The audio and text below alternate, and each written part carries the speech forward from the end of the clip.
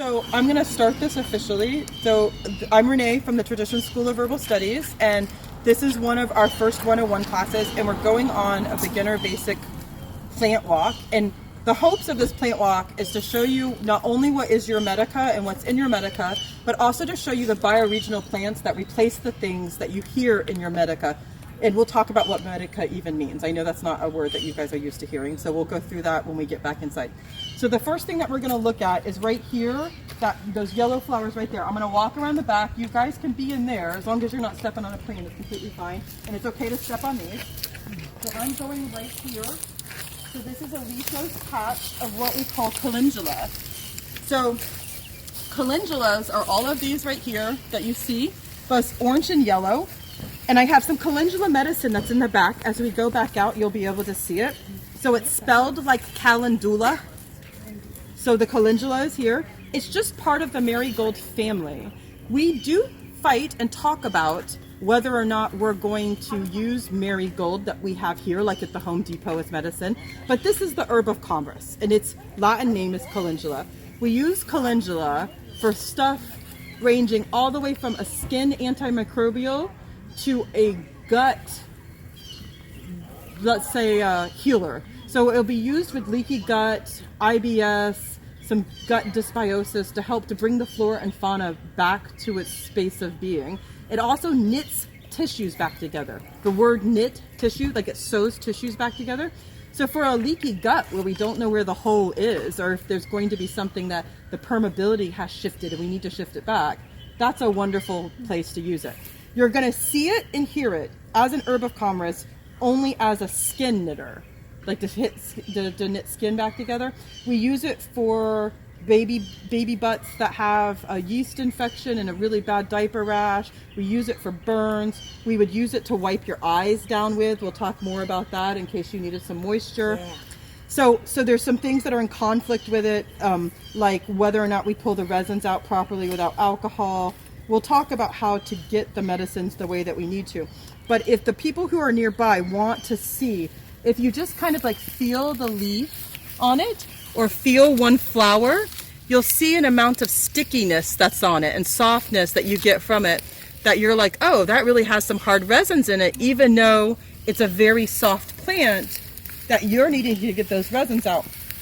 In a general sense, when we talk about resins, we're going to be talking about things that are for trauma and pain and injury. And so to think about this delicate flower being something that is for trauma and pain and injury. So as I go forward with you, for the rest of the time you're ever in school with me, for anything I say, if I say a sweeping broad statement like this is for trauma and pain, that means spiritually too. That means like bathing somebody off that had a trauma. That means washing a wound that's in a dramatic amount of pain. That's rubbing it on the belly of an animal that had a trauma. That's anything to help soothe what's going on. But it also is the physical medicine, like if you had an actual burn, an actual bruise, an actual break. So this is known best for being a skin knitter and an antimicrobial. We use it extensively in the gut and to knit things back together in the internals. And it's called calendula. Yes, tea as a salve. I'll give you many explanations of this. When we go back into the backyard area, what I'm going to show you is a tincture that I've had out for a very long time. So what I've been doing is each time that we're good stewards, each time I've come out and I've seen certain flowers blooming, I've harvested like one. Not all of them. The bees need to have pollination. We need to have them growing. So I'll harvest one. Alicia's harvesting some. Like we want to be good stewards. And then we're letting some of them go to seed because we want to continue this forward. And it was a good crop. So it's a strong crop. And so we keep being good stewards of that and picking the ones here and there that we need. So I've been dropping them into a jar in the back. So the sun's been taking out some of those resins as we go through. And you'll see it when we go by, how the plant is starting to look a light yellow, but the water is starting to, or the alcohol or whatever solvent you're using is starting to look a bright orange or a bright yellow. If we, from a growing perspective, if we clipped these off as the seeds were coming up, if we clipped them as they were coming up, this wouldn't be leggy. We call that leggy. They're not bushy. They have lots of skinny legs. And they would continue to produce and produce and produce, especially in Florida, where we have a very long growing season if we care for it properly. So the reason why this looks like this is we wanted them to go to seed, so we let them go. If we were to harvest the tops all right now, they would continue to go and go and go. So each time I come out here, I go, if I see any seeds, I kind of do like, okay, and I sprinkle them around, plus the bees love them, and once in a while, I'll take just one. Can all of you see those ones over here that look like they're light white coming from that yellow, like they're yellow going into light white, several of them in that area? No, like this little guy right in front of you, that one right there, how it's lightening up. That one's going to be going to seed. The color is the signal that we are getting that medicine. And if we were to grab those petals, our hands would literally be sticky with that resin and it would smell. And that's how we know, like, this is good stuff, that we're getting what we're supposed to be getting. So marigold tea in the grocery store is crap? No, marigold tea in the grocery store is this. Mm-hmm. But it's like not processed. Well, we're going to talk about it. We'll talk about traditional medicinals, and we'll talk about the different brands and what you need to do to make it therapeutic versus a social beverage, like Rosia said, for sure. Yeah, so we'll talk about that as we talk about infusions when we're done with the walk, and you'll know exactly what you need to do to make that viable. We're going to go to this tree that's right behind you. So I'm going to walk around you guys, and I'm going to get in front of this tree that's right there. You know, we were just inside, and we were just talking about how we were having guayusa. And guayusa is this wonderful drink that we have in South America when I'm in the jungles of Ecuador with Rocio. And it's something that gives us everything from a social outlet and us discussing our dreams and being with our tribe to what we would consider to be a medicinal thought process. So this right here is Yaupon Holly. So for everybody here that's in Florida and up the eastern seaboard, where we have an Ilex vomitorium, which is, this is a Yaupon, an Ilex, we have traditional ceremonial teas and medicine that are made with it. So for us in Florida, up through Georgia and up into the Gullah area, which is going to be an island that's off the Carolinas, this is what would have been known as the black drink. And the black drink is something that's very, very similar to us using ayahuasca in South America. So we would take it just as a purgative to help to kind of have some spring cleaning. We would drink it like we would a social beverage. But if we used it in ceremony and to bring everybody together, we would drink it over to a 4 or 5 or 6 day period with some fasting and some other ceremonial work that was going on. We'd have lots of purging and lots of togetherness. And by the end of that time, the people who were sturdy and steadfast would have been getting the right messages, would have been having their ceremonial work properly done, and rewarded with visions and hallucinations that would help guide the entire tribe through the winters and through what was upcoming. So this is really important to our culture and our bioregion. This would be the equivalent of the Guayusa type of thought process or the ayahuasca thought process. So this is the main component in Ilex. Yaupon is the folk name that we'd use in what we would call the black drink. How do you spell that? It's Y-A-U-P-O-N, Y-A-U-P-O-N.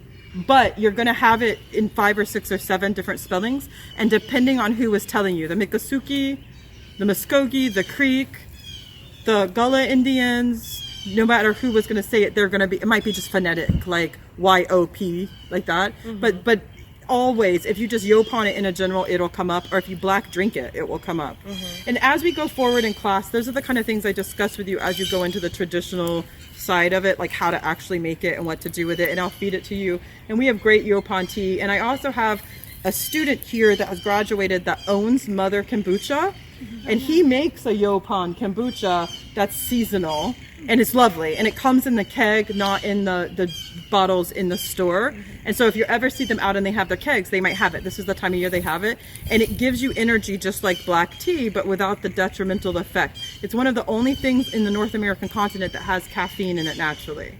And so this is our like caffeine source for sure. Any questions about that?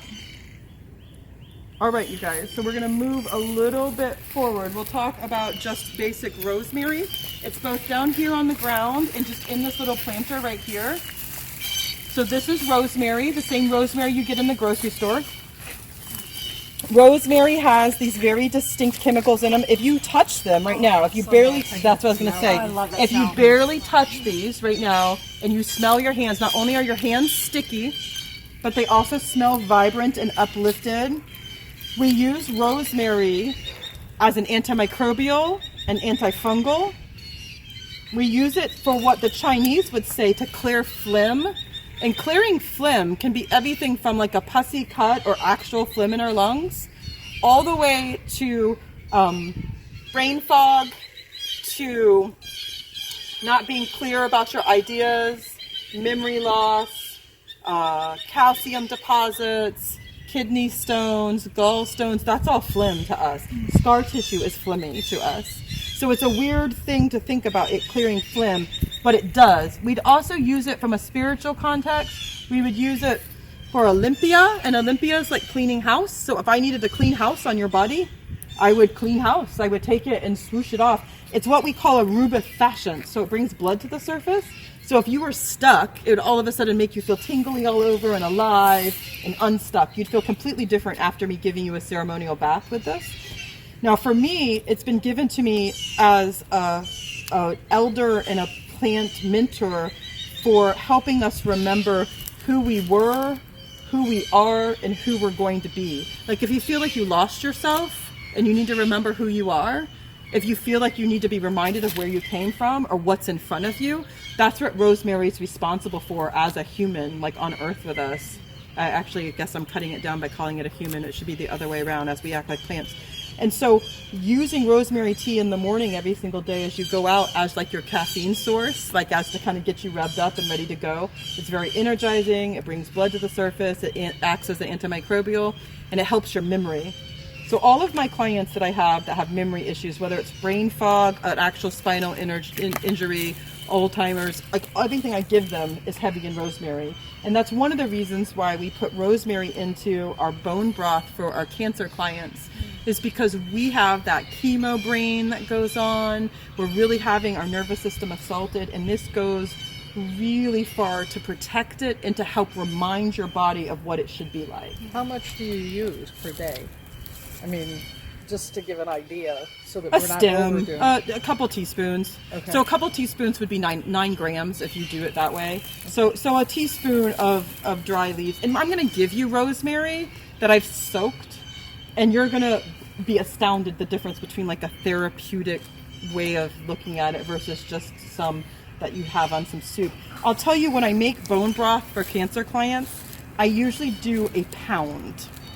So if you know what a pound, like if you think like a pound of rosemary would be all of that, what you're seeing right there. It would be a little bit more than what you're seeing right there. And so a therapeutic dose, to quote Rocio again, a social beverage versus a therapeutic dosing of it. So it's a bundle that's usually about this big, and I don't take any of it out. It just gets disintegrated in, including the stems.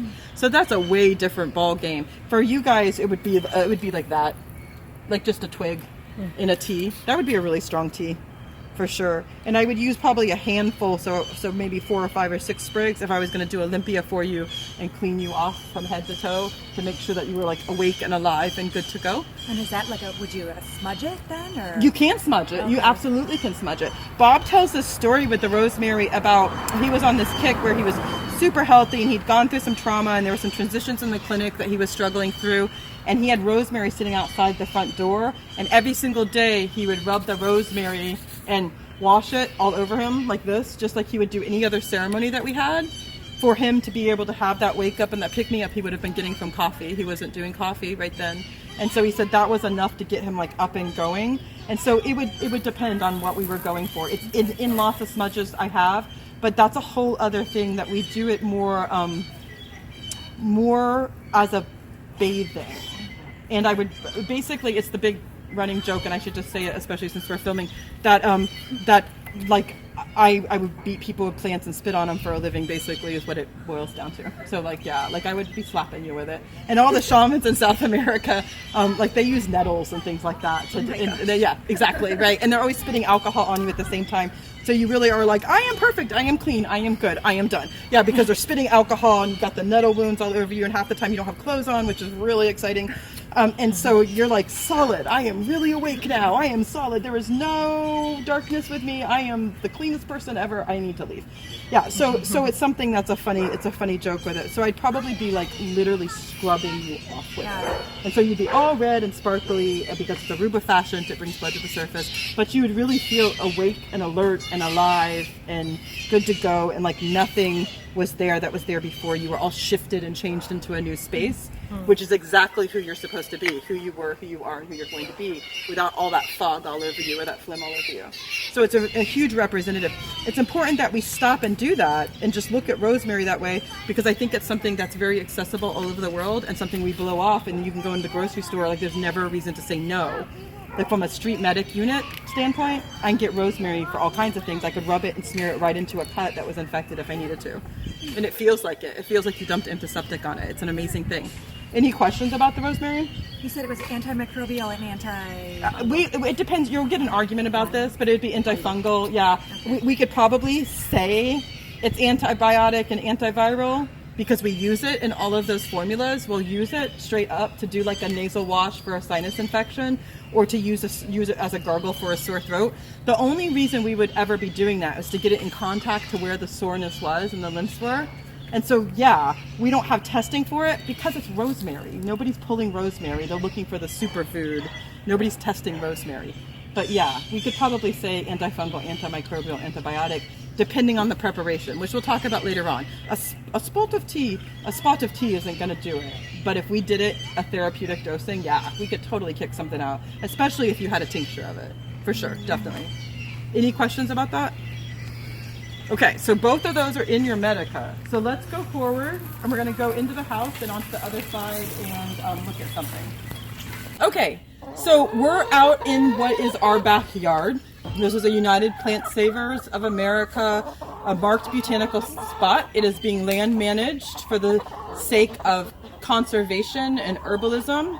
It's organic. There's nothing in it that's chemical in any way, shape, or form. And every single thing that's in this yard is medicinal or edible or both. Everything, every weed, every blade of grass. So it's important to stay on the paths as much as possible.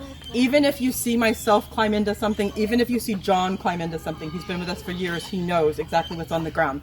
Now for us in Florida, even though it doesn't seem like it, we're in winter. This is our wintering. So this is very wintered. Everything's leggy, everything's light, everything has kind of dropped its leaves. So this is a very condensed version of what generally looks like a huge forest. It looks like a jungle out here for sure. And so that's what you're seeing. You're seeing it wintered down. So we're just starting to get stuff back.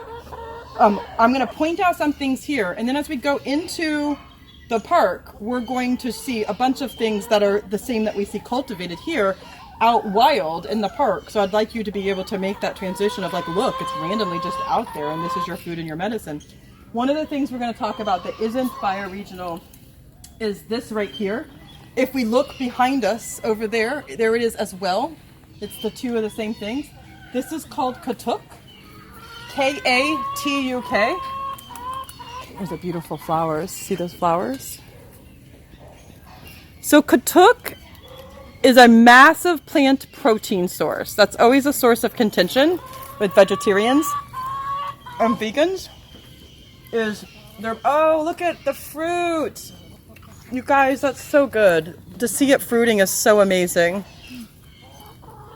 That's amazing. Katuk is 49% protein. Every bit of it is edible. Can you see it? Every bit of it is edible. It's some of the sole source of protein in Borneo, which is its home country. I'm going to send it around to you. You'll see, I make soup with you for it all the time. I make soup for you. You'll see some variegation in its leaf, like you see that different white variegation. It's not stained. You see that? It's not stained. That's the way it is. Sometimes it has white variegation on it. We don't quite know why. I'm going to send several around. Kind of tastes like snow peas. You just watched me eat a bunch of it. It's one of my favorite things. That plant that's across the way right there is Katuk as well. So if you're out here during... You're welcome. If you're out here during class and you want to snack on it, feel free, as long as you're discussing it with the plant and not ripping its arm off without it knowing that you're present, definitely. Another thing I want you to make sure is that you're not harvesting too much of something, that if I say you can eat it, then you can, as long as the plant says it's okay. We'll talk a little bit about plant communication later on. As long as you get that system going on. Tastes a little bit like snow peas. I put it in soups for you. 49% protein. Yeah, that's lovely. The chicken just pecked at you. Any questions about the Katuk? We don't use this as medicine. We tend to use it as food. We can use it for medicine, but food is really what we're looking for because of its protein source. So that's how we teach it to you, definitely. Any questions about that? I don't taste snow pea. I taste wheatgrass. Yeah? Yeah. So when you go by, try one of those. It could be its winter conditions. Another thing that we're going to talk about is when you harvest, whether or not it's harvesting by the moon and the tides, whether or not which time of day it is, whether you're harvesting in the morning or whether you're harvesting in the night or at full noon, is whether the constituents are up in the leaves or down in the root or stuck in the stem. What's a constituent? A constituent is going to be the chemicals that are making up the basis of that plant, what are going to constitute the origin and the base of that plant. Okay. And so you might try it at a different time of day and it tastes different to you based on how we're harvesting. We are unusually hot right now, and so it's trying to figure that out. So its chemicals are going back and forth going, wait a minute, we're supposed to be in winter, what's going on? And so that's part of it as well. The secondary thing is if anybody would like to try one off the other plant to see if they can do it, to have a difference, what this plant bed is with and what this one's being fed and how it's interacting is different than what that one is, because it has different friends by it. So we might get a different taste solely based on a mineral content of one bed versus the other. Definitely. So we're going to move a little bit, but hardly any, because I want you to see this before we go out into the park. So in this area right here, we have many, many things going on, but really what I want you to see is this guy down here. So this guy down here, let's move that a little bit. This right here is called Florida Wood Betony.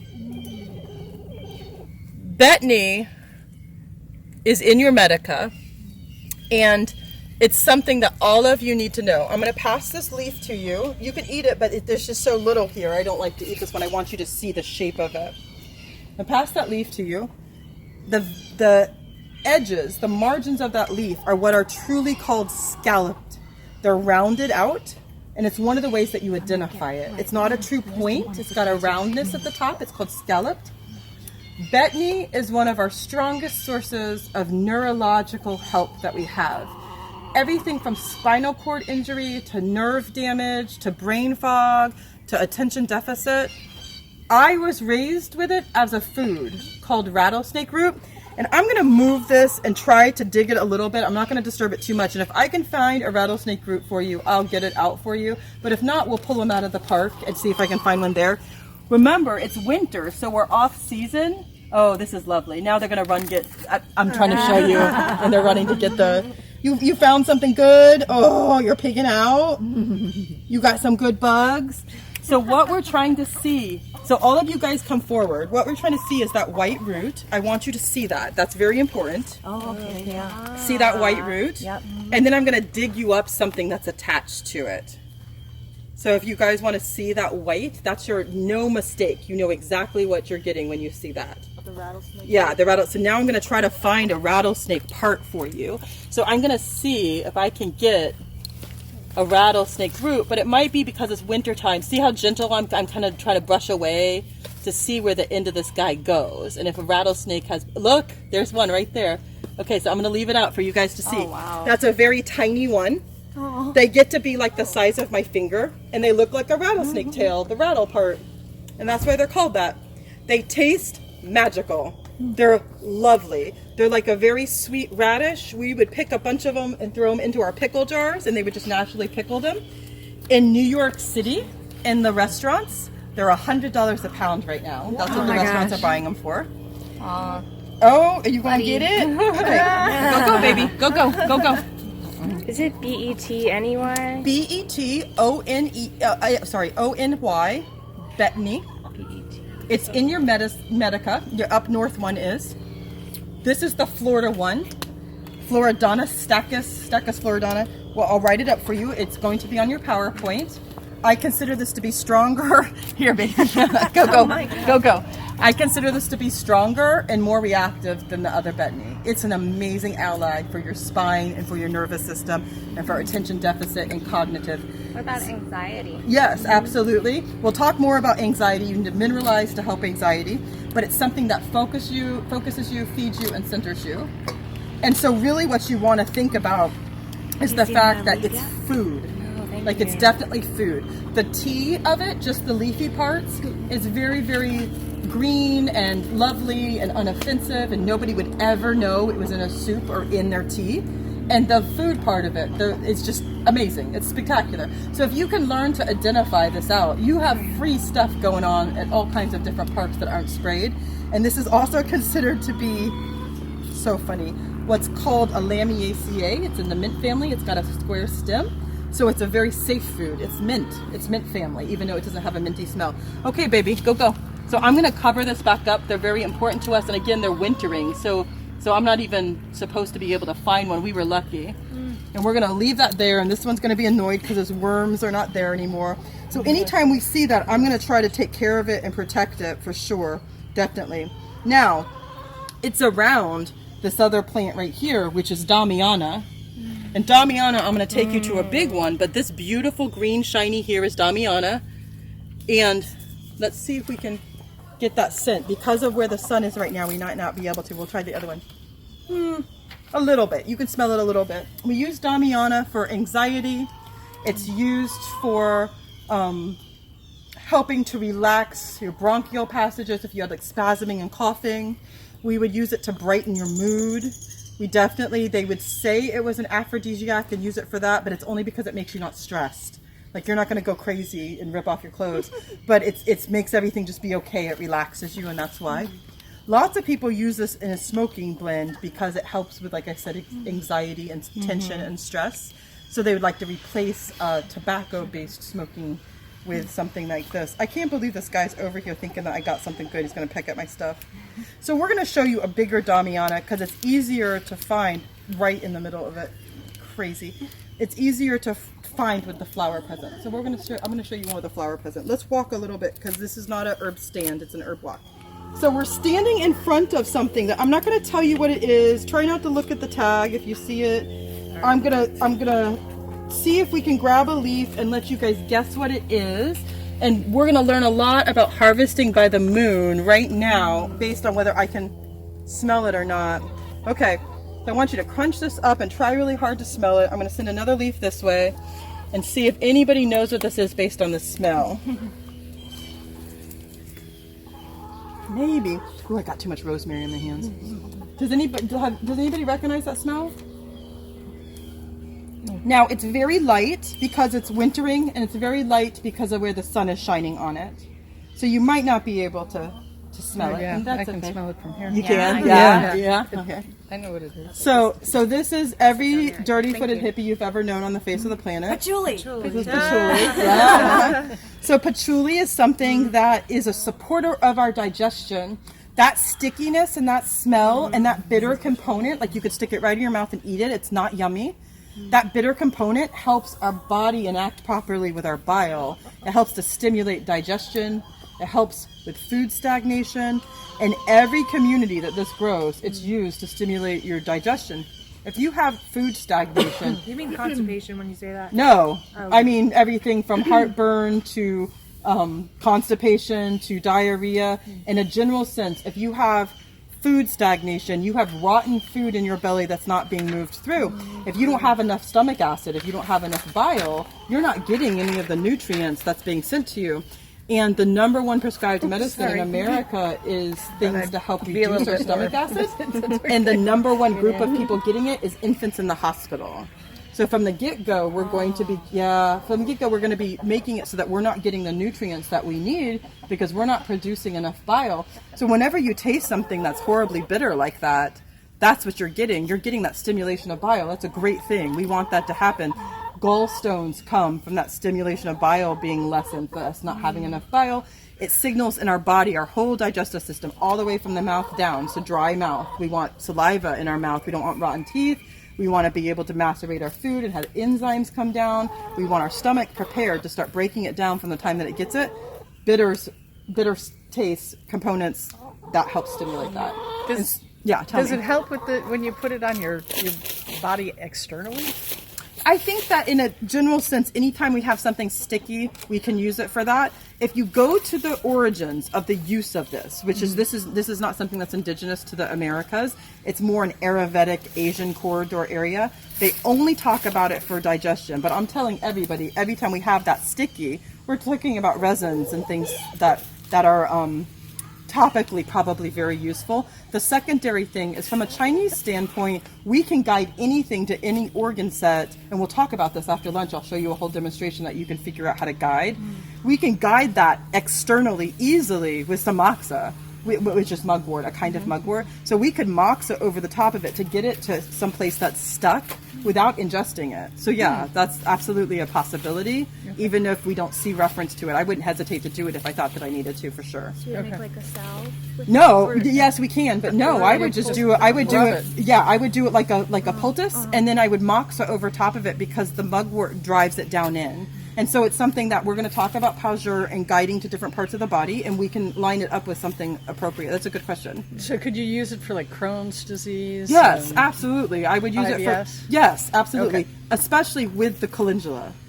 Okay. Yeah, the calendula is very, very specific to that. And so we'll go through the whole thought process of that. Do you guys see the chickens are literally throwing dirt on them? They like to be in community. They're safe in community because everybody gives warnings, and so they get under our feet. And I also feel like they don't understand that we're not chickens or they're not people. Like they think we're part of the same community. So all around us, you see several things. One of it is gingers and turmerics, which are in this area. And the other one are these very heart-shaped plants right here. And I'm going to pull one if it says I can, and you guys can choose challenge by choice because it will be dirty to eat it or not. Everything is organic, and we do need microbiome. So I'm literally going to ask it and say, hey, I need you for medicine. Do you feel like you're going to come? And see, clearly it doesn't want to come out, right? So I don't want that guy. He's too little. Let's see if this one wants to. Hey, I need you for medicine. Will you come out for me? There you go. So easily didn't even have to try to get him out. You see the difference in that, how interesting.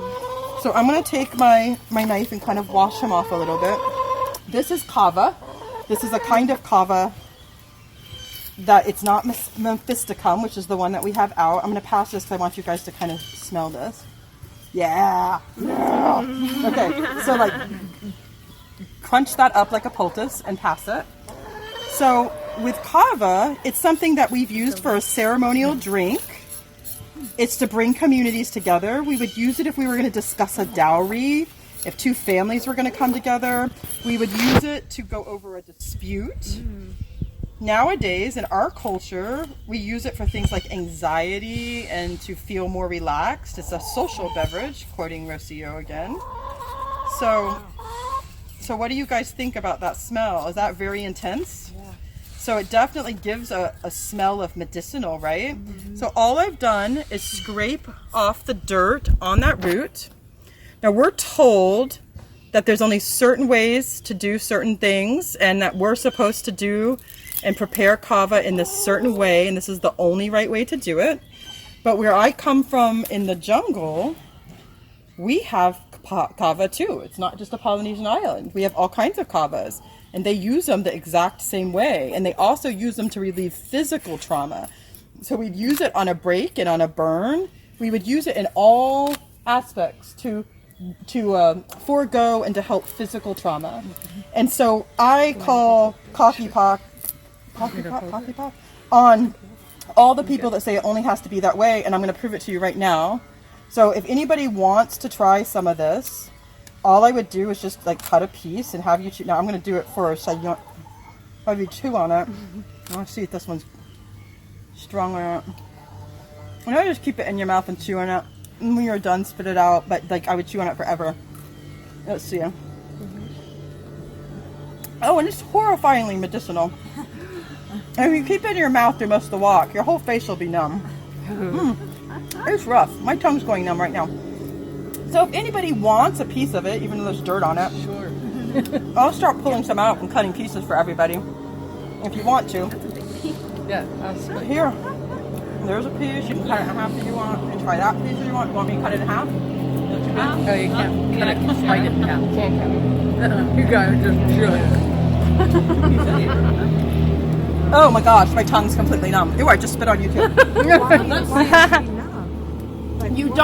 You don't want it to be numb, except that it is an antispasmodic. So topically, like as for a massage therapist, it would be amazing to have that.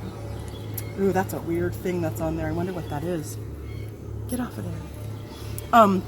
So as a sedative and antispasmodic, that's the feeling that you're looking for.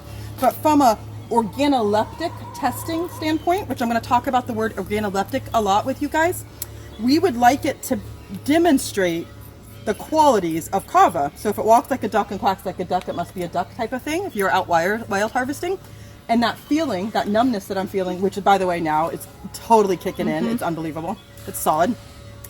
That feeling that I'm feeling is 100% the chemical that we're looking for to alleviate the stress, the burdens, the anxiety. That's the signal that it's in there. So does anybody want one? Yes. It doesn't taste bad. It just Yes. No, it doesn't taste bad. It tastes like pop rocks, herbal pop rocks. If you want to clean this off, like if you want to divide that, Yeah, I put a little niche in there. Perfect. And so of the people who got it first, this is a lot. So you guys, if anybody else wants it, just tell me. Just give me a little tiny piece. Okay. This is actually Mine was a big piece. that's literally a shoot that came off the side. So we have how many over here? Just you wanted it? Did you get one? Did you want one? Sure. Okay, so here, just gonna get that gross dirt off of there if you want to chew it. And I have a little bit more if anybody wants more. So that tingle in your mouth is the signal that the special chemical is in there, which is the chemical everybody's looking for to be sedative or to be an antispasmodic. And so that's your antispasy in your brain and your antispasy in your body. Can't swallow it. You can swallow it if you want, but spit it out if you want. It's okay to spit it out. We didn't talk about like herbal walk protocols. What about licorice? Does it remind you? Yeah. Yeah, a little bit. Root beer. It's called a root beer plant. This brand, this kind is a root beer plant. I have one more piece. Does anybody want it? It's okay if not. I'll take it. Are you swallowing it? no. I didn't because it was Look too right fibrous. here. It's not going to hurt you. It's just like eating kava. We have cocoa leaves here. Yes, so we're not supposed to. That's cocaine. But when we're not It's on awesome, camera, though. It's I was going to say, favorite. when we're not on camera, we'll talk about that. Bring that back up, okay? Yes. We'll talk about us having cocaine or us having coca leaves. And coca leaves is amazing, and it's the reason why on a daily basis I have to go from the highlands to the lowlands and back and forth. From the top of the volcanoes all the way down, and I have no problems making the adjustment, and I live below sea level, and I have chronic breathing issues, and so coca in South America is a necessity if we're going to deal with altitude sickness, for sure. So we'll talk about that when we're inside, okay? Let's go ahead. Any questions about the kava? How long does your mouth stay numb? It depends on how strong it was. And so, real quick, I wanted all of you guys to understand that regardless of the tradition that somebody says this is right, this is right, this is right, it doesn't mean you are wrong. I literally just pulled that out of the ground, didn't do any of the special processing, didn't do any of the pomp and circumstance that anybody says, and it's not the right one, and clearly it is. Like when you taste it, you're like, oh, that is totally the medicine. That's it, right there, right out of my ground. And this grows beautifully. We're a certified nursery. We have kava all the time in all kinds of pots. And don't let anybody tell you it's not the right one. You just demonstrate it real time that it is. If you were to take that and rub that on a sore muscle out of the ground, that's what it's doing. That's what's happening. So it's going to make that muscle feel so much better. You had to rub the root or? It's the root. We don't use the green parts. In the jungle and in the Amazon, we use the green parts to relieve trauma if things are broken. We would heat up the bottom, wrap it all around, wrap the leaves around, and it will help to move blood out, circulation, swelling, and bruising. And when we go into the medica of that, when we're inside, it will be on your PowerPoint, and we'll go over some stories and some bullet points to that. Okay. You said turmeric was around here. What does that look So like? ginger and turmeric are these guys right here. So this is turmeric. I'm going to bring you back to the, well, I'm going to grab this. You guys, I want you to see me grab this here, and I'm going to walk over to the elder when I do it. So I'm going to grab this up. This is sweet Aztec. Yes, I hear you. And then I'm going to go behind you and walk. I'm going to bring it this way, and I'm going to talk to you about it while we're back here. I'm going to go back here to what's the elder, and you guys can be anywhere in this space. Sorry, I totally closed you off. It's okay. And so we're going to come right to this area. Now, I don't see I don't, and you guys can swoosh in and you can get in the pathway behind me. You can even go this way if you want to. I don't see any flowers of berries, and we'll make Bob climb like a monkey and get them if he sees them when he gets here. This is elderberry, Sambucus nigra, and elderberry is something that is a really hot button thing right now because of the coronavirus. And I have something to say, and you can come right up close to me. It's completely fine. So this is elder right behind you, all of this. If you're buying elder in like the Walgreens, not only is it highly, highly used and processed, but not in the therapeutic dosing that you need. You need to be like drinking the bottle. So elder is something I grew up with my whole entire life. And we primarily use the berries and the flower, and we're going to talk about those separately. I, for right now, don't want anybody ever listening to anybody talk to you about using the leaf or any green parts. They're cyanotic, and at this point in your journey as an herbalist, in no way should be messing with cyanide, which can kill you. And so we want to just kind of ignore that for a little bit, and I'll help you through that as you go forward. So the berries in particular are considered to be immune modulating. So when you have something that's modulating, it's going to be helping your own immune system work the way it's supposed to work.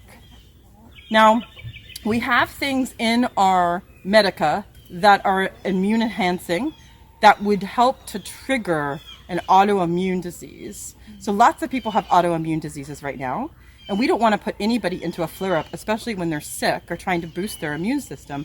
We don't know elder to do that. We know elder to be safe. As of right now, the research is that it being modulating and helping our system work properly, it's a safe venture and a safe way to go. So the berries are used to be an immune modulator. The flowers are used primarily and only as a febrifuge, as a helper to reduce fevers.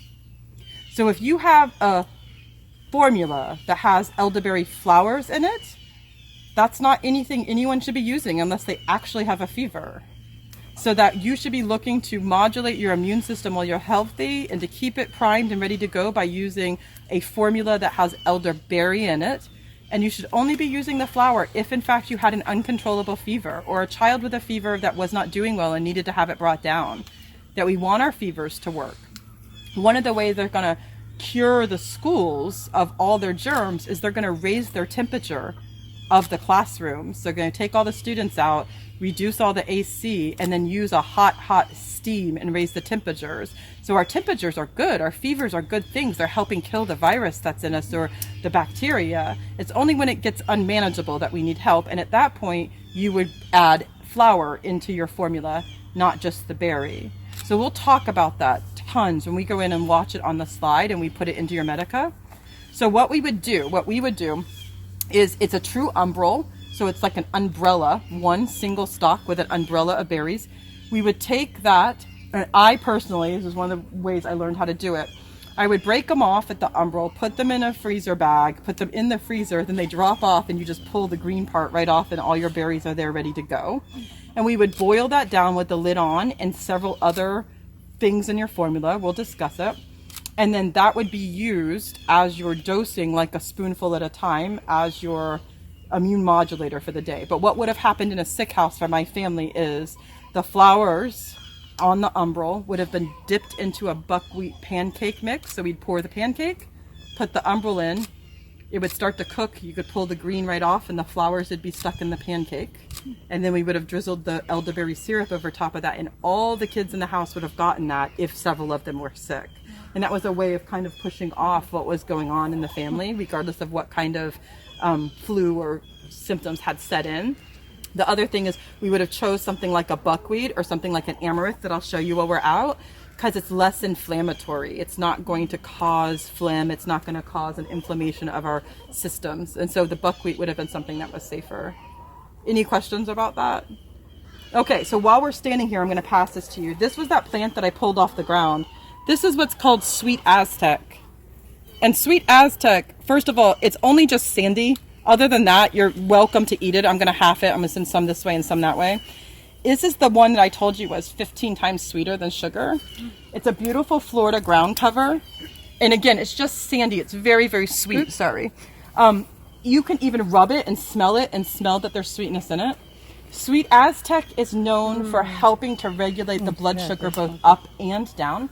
If you are tasting it, challenge by choice, what you're going to be tasting is something that's very, very, very sweet. And on the back end of that, there's going to be a slight bitter component to it. So you could see if you had high and low blood sugar, how it would kind of work in between that. Because we've already discussed the fact that the bitter helps to enact our digestive system properly and helps to send out the correct responses. So we would want it to be a little bitter at the end of it. And so you'll see if you can catch that note. When I've done this in the past, there's some people who only get sweet or only get bitter, and some that hate it and some that love it, even though it's very, very sweet. And so it's interesting to see where all of our energetics are and and you can just chew it up. So the conversation we were having about the agave, you can see now why I would be like, no, just grab one of those leaves, mush it up and throw it in your tea. Like, that's ridiculous. If we boiled that down into a syrup form, that's just like, that's the sweetest thing you've ever had in your life. Like, it's so sweet. And it's this beautiful indigenous ground cover with these little white flowers. It's everywhere. Like, you don't have to do hardly anything to get it to grow. So it's a really interesting thought process to the fact that we're supposed to have a bitter component to the food that we're eating so that our body knows and we don't have that insulin spike because of the large quantity of sweetness. The other thing I want you all to think about for when we get in and do pas jour is that the flavor sweet doesn't mean sugar. This isn't sugar. It's the flavor sweet. But our body still thinks that. So when we're eating fake sweeteners, our body still thinks that it's sugar. So it holds on to fat. It still has the insulin spike. In no ways is it regulating the way it's supposed to. So when you have a plant like this that has that bitter component on the back end, it's going to help make that adjustment for how sweet it is. It has equal amount of bitter at the end to account for the sweet that's in there.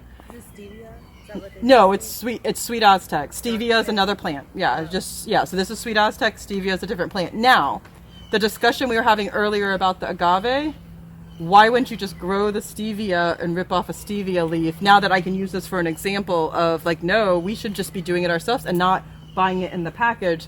Where we go wrong is the second it gets into the box, things get changed within it because it has to go to a massive population.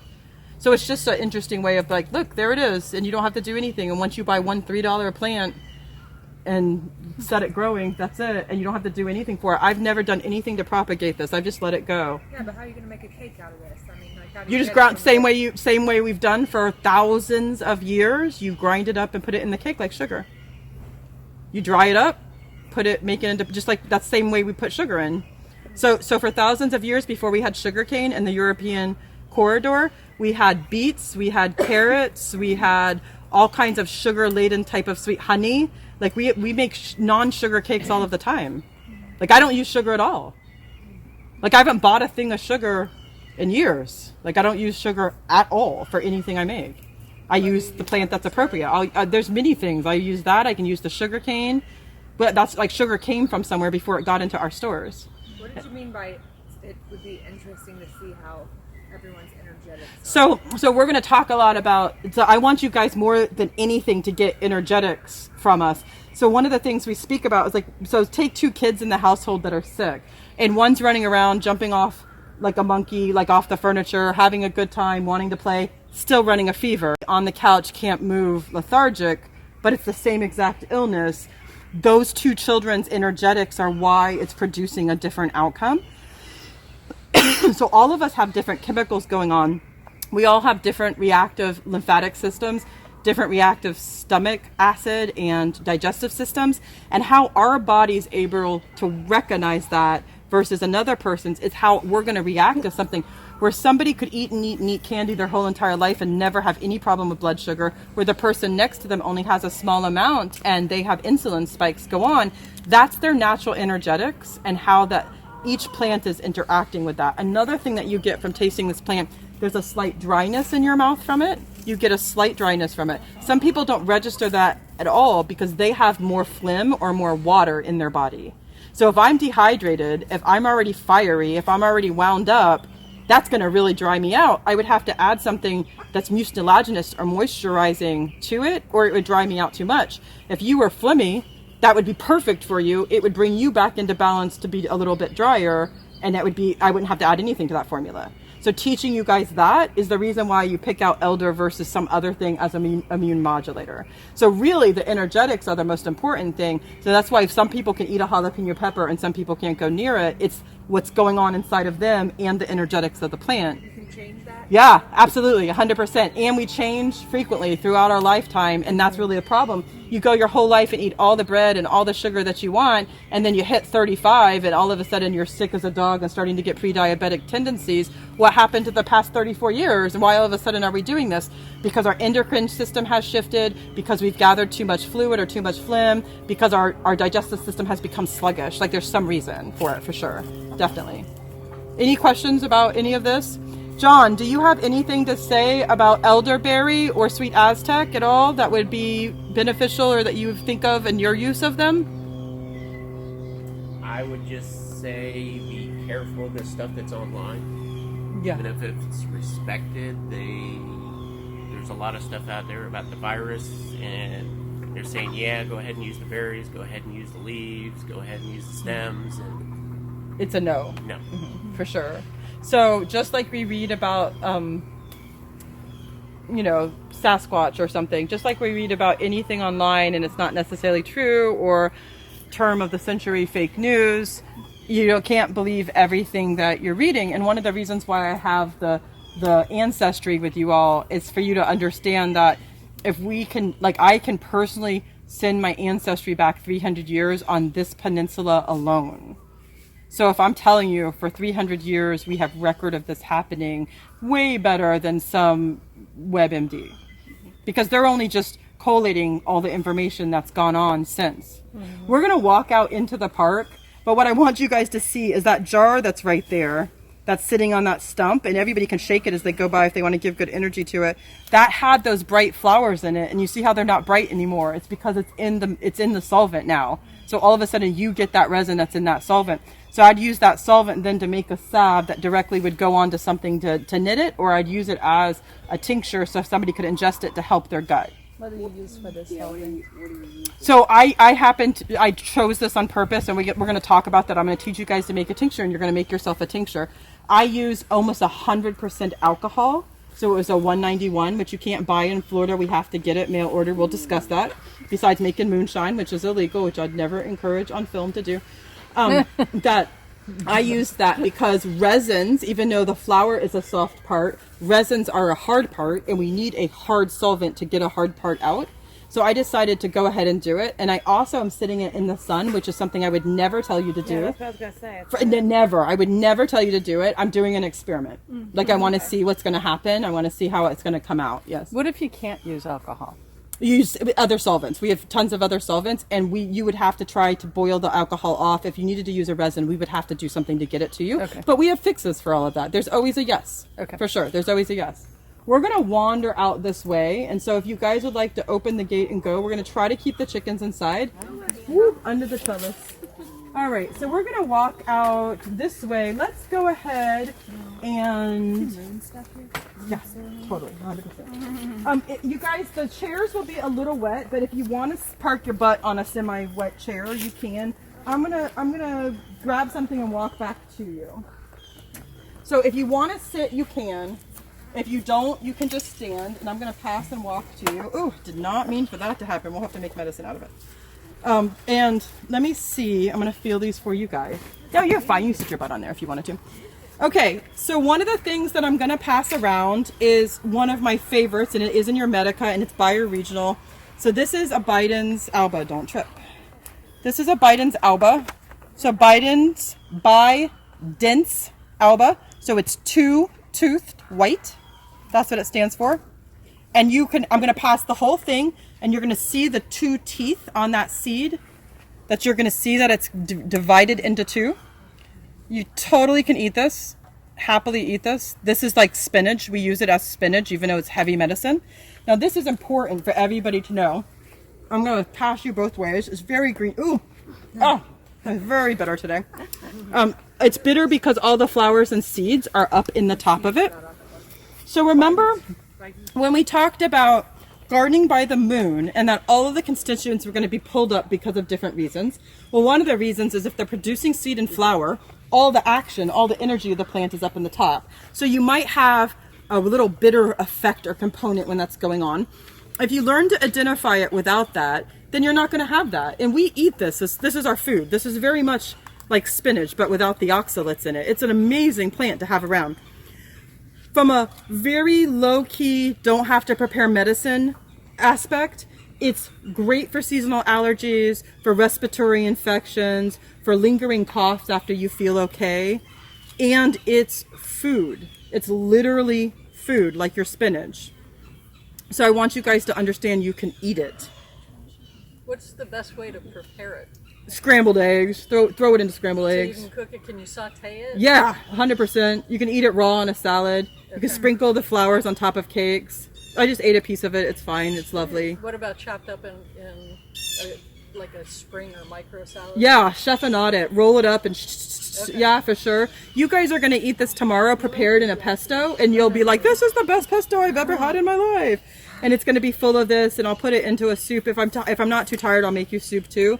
So from a really prepared medicine standpoint, this is the thing that Buhner right now, so we'll talk about Stephen Buhner when we go inside, but Buhner right now has pumped out this antiviral pack. I think it's $100, and everything that's in that pack I'm going to show you growing here today, where you could literally just pull it out and throw it all in and have your own.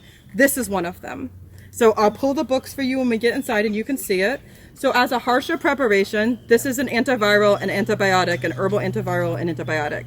All the research you ever want to know about it is in the book that I will pass around to you, and you can go to PubMed, you can go to the research and look it up for yourself.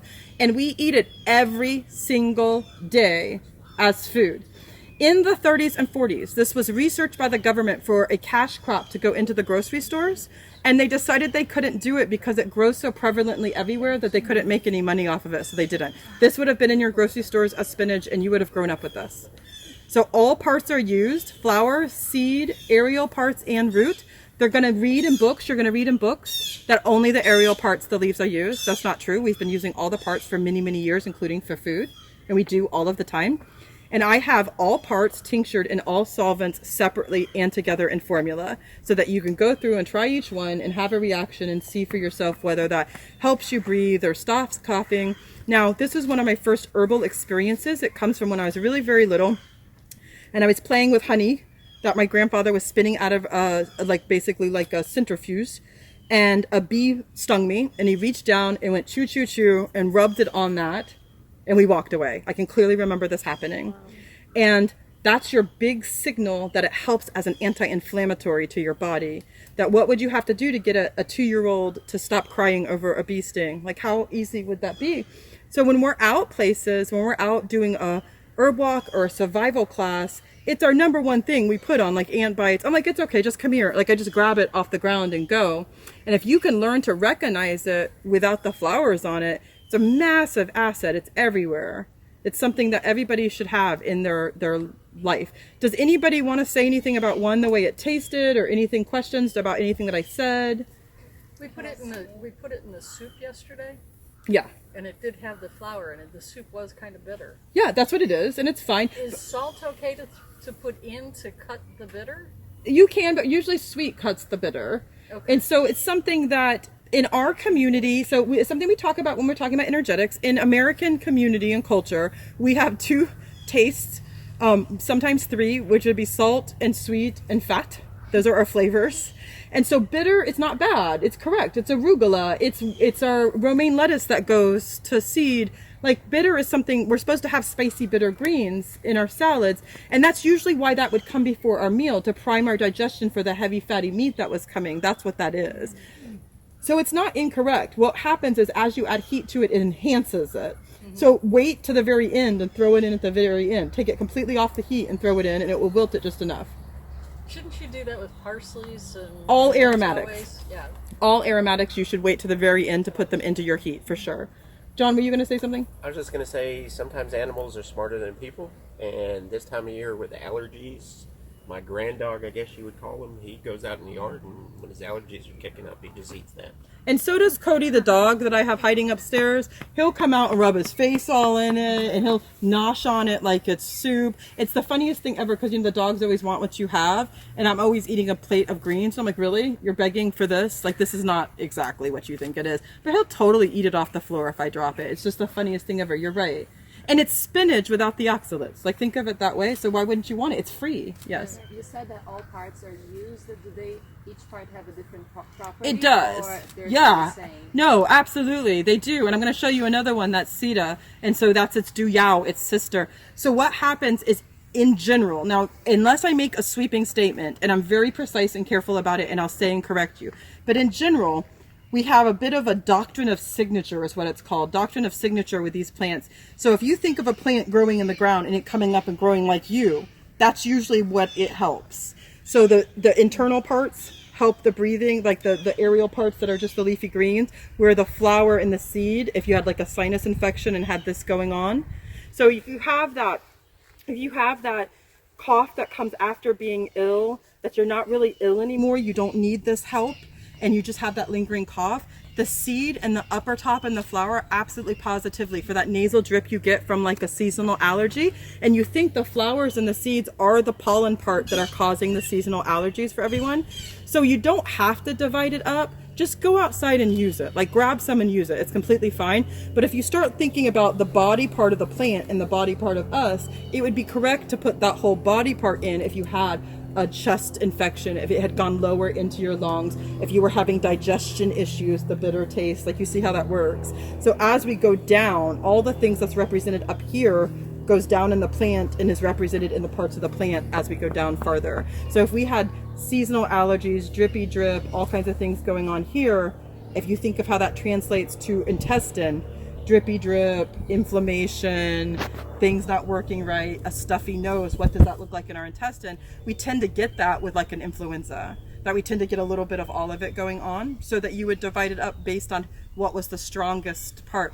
Now, I know for some of our elders, like David Winston, who has been taught a long lineage of Cherokee medicine, he would say that there was something synergistic about them being formed together, them being in a tincture together or a tea together, that they would work together. But I like to do the singles so that I can adjust within the household what's going on. So there's a reason to do both of them. And when we go to our tincture section of our class, we'll have a massive discussion about that, for sure. I put you into Medica first, so I know there's a lot of questions about preparation that will completely clarify before you leave and are in your notes, for sure. Any other questions or comments? Yes, ma'am. I don't know if this is the right place for this discussion, so we can kick it down the Sure. road if we need to, but I'm wondering about the effect on the native landscape of bringing in plants from other countries. Are there any concerns about that? 100%, yes. And as we're sitting here talking, and as I answer that question for Mimi, Bob Linde is walking up. So everybody who's being filmed in any way, shape, or form, or watching this, in the film, I'm being filmed, he's going to walk into the clip. So Bob Linde is somebody that you're going to see and hear from. You're also hearing questions from my students from this 101. So what's going to happen is, as you get to know me, I'm here and I'm obligated to prepare you guys to be Western herbalists. And as Western herbalists, it's going to be anything that wasn't the East, China. So if you stood in China and you turned this way, all the other herbalists are Western herbalists. So I'm going to have to account for a certain medica that you're going to see, lots of which doesn't grow here. I deeply, strongly, in my bones, to the point of almost being militant, believe in bioregionalism. That everything we know is growing here as a weed, not as a transplant, not as us putting it into the ground, not as us having to steward it, that it should be able to grow on its own and be strong and healthy and well, and that is the strongest medicine. One of the reasons why I'm showing you like the bidens. So I want you to know that the bidens and the Sita and the peppergrass and all the things that I'm going to show you are replacements for all these other things that we're going for and all these other things that we're learning. Like, elderberry does grow here. It's here everywhere. But if elderberry was one of those ones that we would have to plant and put here, I would be like, no, why are you doing that? Don't bother with that. Let's get some oxalis, which is high in vitamin C, and some Sita and some bidens, and that makes everything that we would need with the elderberry.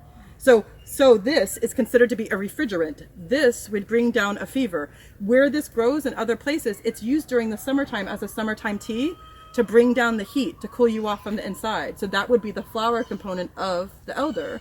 So yes, I strongly believe that we should not be introducing species that don't belong here, only if for conservation, and that we should be learning our bioregional medicine, and that everything we need is in a 5-mile walking distance, because that's how long it would take us to walk out and back, 10 miles, 5 in, 5 out, to get medicine for our people. If we were shamans or medicine people and trying to find it, we couldn't wait more than a day. We could only have a day's walk to get it. So everything we need, and it changing with the season that we're in, with the pollen, with the allergies, with whatever's going on, is present at all times. We just have to relearn that. That's part of this weekend of me trying to give that back to you and inspire that in you, for sure. So yeah, that was a great question, and we will talk about it much, much more throughout. Thank you, Remy. Any other questions or comments? This is Bob. This is the great Bob Linde. Say hi to Jim McDonald. He's watching. Hey, Jim. I'm sure he's mystified because he was just on the phone with me about being paralyzed, and I'm like limping along. And so Jim McDonald is a great herbalist and a friend of ours who's up in Michigan and in no way has Bidens. And, well, he might, but he doesn't have CETA. And he's somebody who has helped me through the injury that I was speaking about earlier. And so it's something that I shouldn't be out here walking along, but I am, because I wanted to teach class, and it's one of the reasons why John is helping. And so, hey, Jim. And so we're doing this. And so as you guys are sitting here, I want to see if there's anything else I can grab so that you don't have to get up before we go into the park. So ashwagandha is in your medicine, and you get it it's in your Medica. You get it in the first class of foundations. You do not get it today, but we do talk about it today. And so Bob is behind you with ashwagandha, and he's going to tell you about ashwagandha, and we'll all switch camera. Like, yeah, you can go, and I can grab Bob's, and Bob can talk about it for sure. So this little bush behind you is ashwagandha. This is an Ayurvedic herb.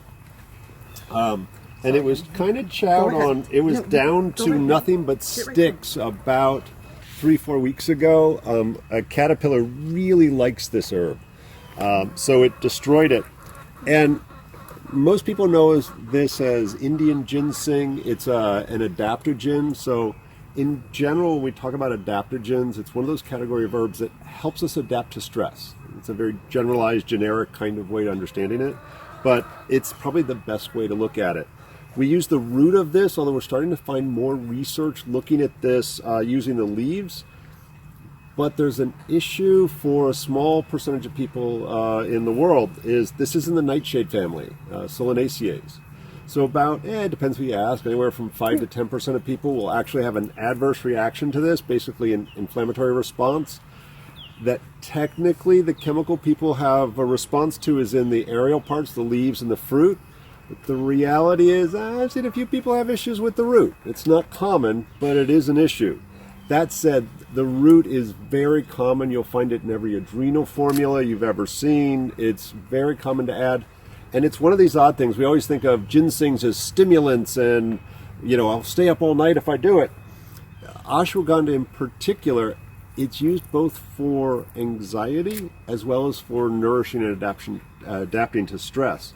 So it's a really unique one that we can take at daytime or nighttime, and we just feel normal. Not really stimulated, not really sedated, but things don't faze us as much. Super easy to grow down here. Usually you can harvest your root after about a year. I think we've had this one going for 3 or 4 years now. The root's probably 5 or 6 feet long. Wouldn't surprise me at all. And it gets tiny paper-covered fruit on it. So there'll be a little paper sack over the fruit, kind of like tomatillas, if you've ever seen those in the grocery store. So when we think about nightshades, that's one of the key indications is having that little papering covering over them. There's other little aspects as well. The common ones, you all know them, potatoes, tomatoes, peppers, eggplant, I'm forgetting one. What am I forgetting? Yeah, that's all of them. That's pretty good. I feel like I'm forgetting one. And so people oftentimes have a sensitivity to all of those food categories, and they'll go like, wait, I'm having a lovely salad with green pepper in it. Why do I feel poorly? Check your nightshades. For sure. Anybody have any questions about ashwagandha? Now we would have to kill our plant to harvest properly, and so we're not going to do that. Harvest it. Yeah, this is a teaching garden for sure, and we eat our food. You can see obviously we have enough bidens for all kinds of things, and so we'll harvest the bidens if it says okay for that. And as we go forward, we'll talk about that, and it goes a little bit into the planting via regional versus things that aren't supposed to be here type of thing. And so this is literally just so you guys can see it for sure, because ashwagandha is now one of those superfood things that's in everything. I've seen it in an energy drink with ginseng. And so that's the kind of thing to know, like in the 7-Eleven, there's ashwagandha, and like, I don't think so. And so we just kind of need to respect that and know where it comes from and how it is and what it looks like. And if the seed was on it properly and you could see the little shade covering, it would demystify the term nightshade that we all hear all the time, but you don't get to see. And we have bred our eggplants and our tomatoes to not have the shade on there anymore like we have on the tomatillos. And so we don't correlate it at all. We don't see it that way. So we just need to know that. It's an amazing, amazing, beautiful, healing herb and considered to be a goddess in India. And so it's just a wonderful, wonderful plant for sure. Any questions about that guy? Yes. So is it okay for long time use? And... So it just depends on who you are in a general sense. Like we just had this question. So David Winston is one of the people that I was talking about.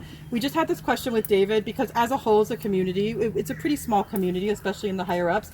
So when we get together, we argue about plants. That's what we do. We're nerds. And so we just had this argument about it because I have a nightshade sensitivity. And what Bob would say was, yeah, I'm getting micro tears whether I see it or not. And what David would say is, no, that's ridiculous. Absolutely not. We don't have that reaction. It's fine. Yeah. And so we all kind of have this argument. So long-term use might invoke a sensitivity to nightshades. But we shouldn't be eating broccoli every day either, or getting, like seasonal type of thing. And so I know people who take mass quantities every single day and have for 20 years. Like it's a thing. It's like ginseng. It's a thing. People eat it. And I know that in India, for the most part, it's just everywhere and used prolifically.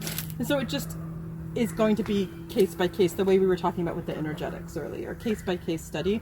I probably shouldn't eat as much as I do, like it's in several formulas that I take for nervous system disorder. And so I probably am getting too much. It's funny. I've heard this is a weed in India that they weed whack back. Like literally it's this invasive pain in the butt kind of thing. And everybody knows that it's medicine. It's just not thought of in the same way that we kind of idolize it the way we idolize ginseng and probably overuse Nope, it. agreed. Real quick, does anybody have a time check for me before I decide to take you and Mile out into the bush? 12:52. Nice. Okay, we're not taking you anywhere. Like I've had you long enough. It's time for lunch. So let's go ahead and do just a few more plants in this area that you guys can stay in this area, and then we'll go in for lunch. Okay. So one of the things I said the term oxalis. So we're going to talk to you about what oxalis is because it has that vitamin C effect. So if you want to get up, you can look and see these pinky purple flowers that are right here. See the pinky purple flowers that are everywhere? Now these oxalis right here are a little droopy. I'm going to walk out and around. These look great that Bob is here. Now this sounds really, really ridiculous. See this plant right here? Try not to step on it. Try to step over this guy right here, okay, everybody? Try to step over that plant right there. We'll talk about that later. Yeah, we'll talk about that later. We're going to go out here into the shade. Like you guys can walk out here and we'll talk about oxalis from this component. Like this There's more shade there. area. Yeah. You can get into the shade if you want to. Okay. Yum. This is very important because right now in your grocery store, this second in Publix, this is being sold for $12.99 in a pot. Okay? Look. So this is sorrel or oxalis. Okay? So see how that looks like clover? And it's St. Patty's time. It's right now, this very plant. Giant clover. As in the grocery store as giant clover. Okay? So this is oxalis. O-X-L-A-I-S. Oxal. Okay, sorry. O-X-A-L-I-S. That's it. O-X-A-L-I-S. I have nervous system disorder. You have no excuse. I can't spell. Okay, so it tastes just like a sweetheart. If you have kidney failure or stones right now, don't eat it. Oxalis. It's sorrel. I'm going to pull up a handful. Oh my gosh, that's sweet. Yes, it's lovely. I'm going to pull up And all of it's yummy. The Here. stems, the leaves, Watch, even ready? the root bulb. Like a horse, okay? Like Also good for salad, lovely. baking. The flour sprinkled on top of a cacao cake, like a deep, dark chocolate cake, is amazing. Beautiful. So anytime we have a vitamin C, anytime we have something that tastes sour, and if you guys need to get into the shade, get into the shade. Anytime we have something that tastes sour, we have a high amount of vitamin C or antioxidants. So what happens is as our cells start to deteriorate around the edges, they become a prime host for other bacteria and diseases to glom onto and to attack and to do things to. They don't work properly. So our body is supposed to naturally push those cells away, but we're under a large amount of stress, so it doesn't always do it right. And that's why we need antioxidants, to take the oxidation away from our cells or to take the damaged cells away. Anytime you taste that taste that you're tasting as you guys eat them, that's what it is. That's what it's doing. So even within the elderberry, we talk about the immune modulation. They're a little sour and they have that component to them. That's what's going on. So here it is, right there. They're selling it in the grocery store. It grows naturally. We didn't plant that. If you guys walk all down and in here, which you can at lunchtime and be happy to, you'll see it growing on the edges. It's just out and about and everywhere. High vitamin C, helps to restore the brightness of your skin, helps with age spots, antioxidant, anti-inflammatory, just a yes. The only time you don't eat it is if you're predisposed to kidney stones, just like you don't eat spinach, you don't eat sorrel. So this is sorrel or oxalis. So up north in your medica, you're going to have wood sorrel. This is a 1-to-1 replacement. This is completely fine. Absolutely. Did anybody eat it? Yeah. It's super yummy with some sweetener. It'd be lemonade, like happily. You could make fruit roll-ups with it. You could throw it in your salad in little pieces. You could put it in a sweet and sour soup easily. You could have it floating in your sweet and sour soup with wontons. Like, yes. And anytime we have a weed growing on its own, it's way higher in its components of minerals and deposits. It's a way stronger plant than a monocropped broccoli. But this is what we're looking for. We want eats. You want to eat the weeds. We want weeds for sure. Any questions about our sorrel right there? Are they haven't selling it in tortured the her with store as that decoration? Like Yeah. most people are not thinking, Yeah, like, I'm it's- going to eat that. No, it's decoration. It's in the vegetable portion where all the flowers are. They'll have the pots sitting out because it's St. Patrick's Day right now. I saw them last night. I thought it was hysterical. It was super funny.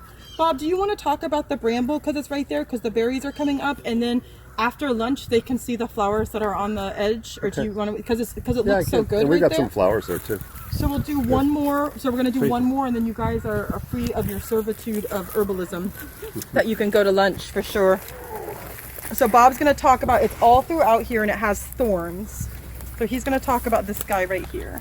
So I gotta separate all of the other little things. There's so many weeds here. I mean, medicine. All of this is medicine, you guys. Every single thing we're standing So on. It's this has a amazing. lot of thorns on it. This little guy here, you can see that's a vicious little set of thorns. Oh, that's great. Hold that up. Yeah. So this is a very close relative to blackberries and raspberries. Here in Florida, we call it a dewberry. And you'll notice that here's some flowers on it. So very distinct five petals on there. You'll find that usually when you see that flower arrangement here, we're missing a petal on you. It's usually a yummy berry that grows on there. And so this ends up with a very blackberry looking You guys fruit get in on there. here. Like you can get in That's there. It's super okay. yummy. And what we find is this has got a lot of the same properties. Okay, a yummy fruit, eat the heck out of them. Who doesn't want a blackberry? But classically, we use the leaves in the same fashion that we use red raspberry, which is a tissue toner. It tightens and firms the tissues, the muscles, and their function. It's classically used in preparation for childbirth to make for strong contractions, and a lovely astringent tea. The roots, and again, classically we use blackberry roots.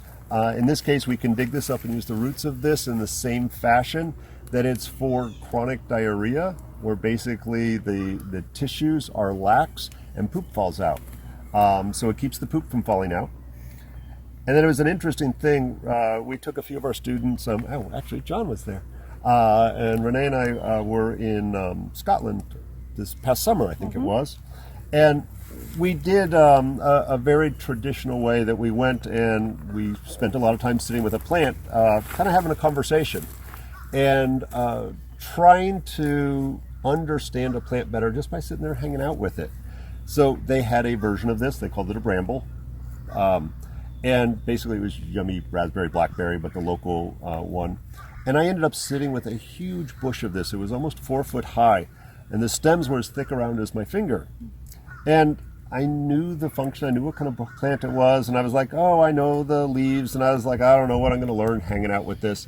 And I really hyper-focused in on the stem and actually the flower right before it went to fruit. So this will turn into fruit here in another month or so.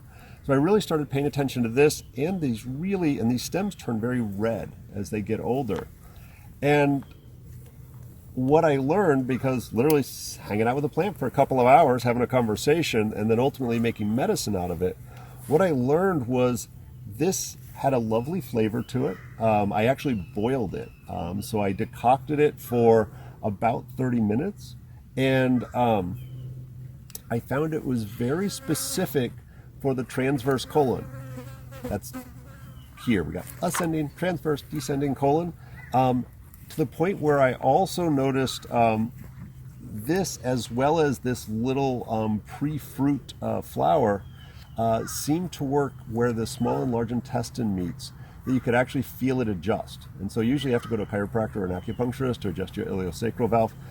In this case, you could just make a decoction out of that stem. So you guys, what Bob just said is so important. He literally found out something worked that's not written in any book. It's not ever been shared. It's not ever been tested. And there's no question. And we all did it as a class. Are you saying intuitively? Yep. Just Well, like it came to intuitively, it told me. Okay. It's You another felt way it, of though. learning plants. You felt it. Yeah. Yeah, but intuitively it didn't work. Intuitively he got the message. Then we physically made it as medicine, as an experiment, And we tested and it. tested it. And we tested it over and over and over and over, and you it worked. Felt it in your lungs? Yes, Everybody gurgled in the it and class felt it, felt and it. everybody in the class felt it. And so it's something that everybody has to understand. The reason why we say something is because we did it and it worked, and we did it over and over and over and over. And so now it's this huge ally. And it doesn't mean it wasn't doing that before. It means we just don't have any written language of it, and our ancestors are not passing it on the same way that we used to have that family unit. And so it's important for us as a community to work as a whole to get to know the other ancestors that are here, that are our plants, to work not separate but together, so that happens. And so we're here willing to say and do anything that we possibly can to regain this lost knowledge that we had. And so that's just a wonderful thing that he was willing to experiment about that, because Bob's an uppity doctor. Just kidding. What is that? But that's the really funny part. Like, I know blackberry and raspberry. We I know could that talk up and about down. it. It's normal Everybody medicine. knows the leaf. Everybody knows the root. Yeah. And so the guy who was leading the trip was an herbalist of 30 years, had an herb school there in Scotland. And when he was a student a billion years ago, this was the plant he studied. And I'm a research guy. I researched the crap. I could find no references on the stem or this particular development stage So what of the Bob's flower. saying is he doubted himself. He doubted what he was feeling. He doubted what was going on. So he launched into hyper doctor mode and started trying to desperately find an answer for what was happening. Somebody must have done this before. Absolutely. And you Right. know, a really bad thing, if you're like in a college class or something, or any kind of a class, you never choose the subject that your teacher is an expert He in. wrote a thesis on it. He wrote his dissertation, Yeah. the teacher who was leading this, and on it. he even said, But we didn't know it. I've never heard of this before. He had never That's a blackberry tried it. plant, though? Is that what it is? Yeah, Basically, it's basically yeah. a blackberry. It's the Florida version. Mhm. Yeah, it's a Florida blackberry. Yeah. So it's We important call it for you dewberry. guys.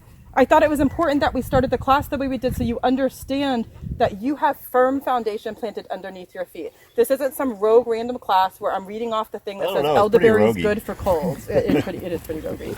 But it's not one of those things. I'm not going to tell you something that I haven't eaten, that I haven't poisoned, that I haven't tried, that I haven't done. I'm just not.